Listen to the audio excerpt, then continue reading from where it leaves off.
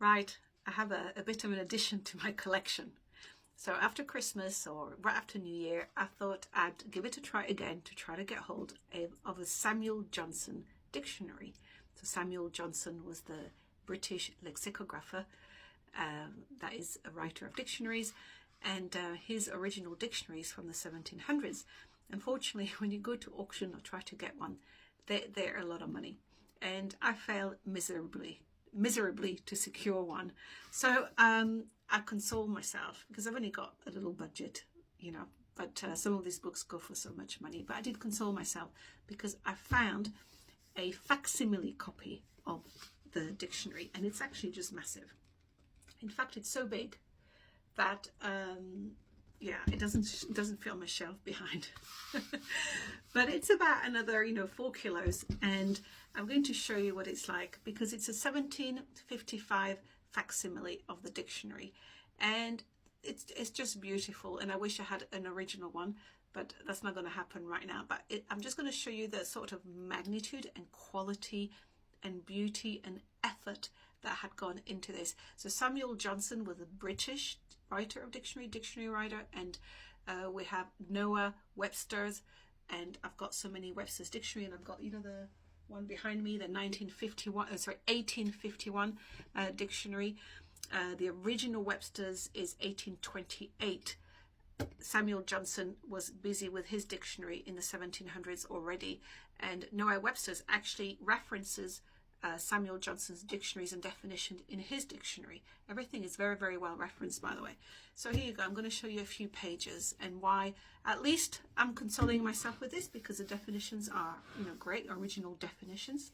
And somewhere along the line, maybe I'll get hold of the original, the real McCoy. Okay, so here's the book, and it's very big, so it's a bit awkward to handle. But it is a facsimile copy, and the original copy here, you see, would have been 1755, so it is a duplicate of that original copy, and it is kept exactly in that text and in that writing you see here. So that's how it is. So nothing has changed, it's just an exact duplicate.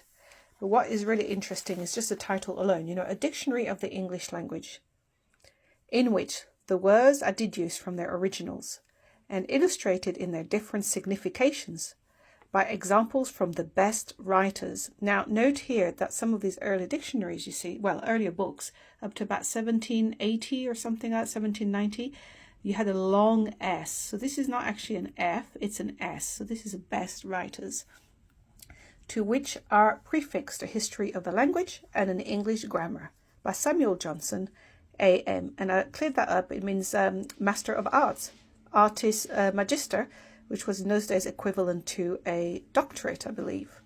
So here we go. And then here, when you open it up, you have a beautiful preface, and it just explains, how he went about doing the dictionary.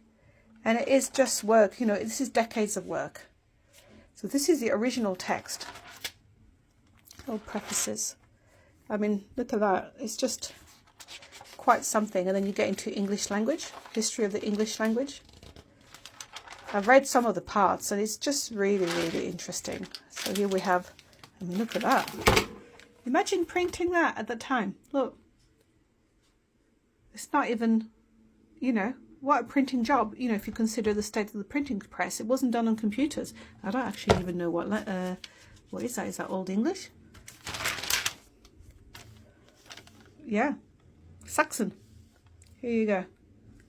Isn't that amazing? That's what it looks like. Right. And so it goes on. It's worth a read just for the beauty of it. And you can see all different Old English, and wow. So here you go. That's the kind of knowledge you have in here. You're looking at the real stuff. This is the original McCoy. And then here, Thomas More. And the English changes there. So you can go through the whole history of English and see the changes. That's a good study just for myself. Wow. The English tongue.